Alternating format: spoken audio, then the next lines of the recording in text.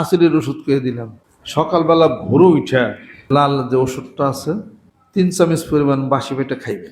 যে পীরের একটা আমল মুরিদরা শুনলে আমল করতে চাবে, তাছাড়া কবর আমার দরকার নাই। কেউ কোনো কিছু করলে এটা বলে, এটা পড়ছি, একটু লাল ওষুধ খাইছি, খাই এখানে আসছি। এটাতে কি উপকার শোনেন। যাদের কিডনির সমস্যা, কিডনি ভালো হয়ে যায়, এবং যাদের পেটের সমস্যা, এটা পেটে ক্যান্সার হবে না।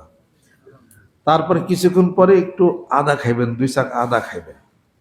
এই ছোট ছোট যেগুলা, এগুলো আমি বলতেছি, কনসেপ্ট তেলাওয়াত করবেন, আর একটু লাল ওষুধ খাইবেন, তারপরে একটুখানি 2 চাক আদা এটা খাবেন। শরীরের যত লাম্প আছে, মায়ামি আছে, ফেব্রিক আছে, মেলিগান টিউমার পর্যন্ত আছে, এগুলো সব ভ্যানিশ হয়ে যাবে। ঘাড়ে এদিক দিয়ে আঁচলি থাকে না, আঁচলি, এই আঁচলির ওষুধ খেয়ে দিলাম। শুধু আদা খান, একটু লাল ওষুধ খান, এই আঁচলি শেষ।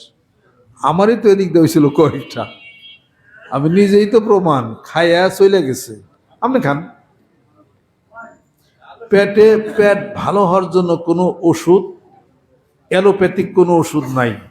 কোনো ডাক্তার থাকলে দাঁড়ান আমার সামনে কথা বলি।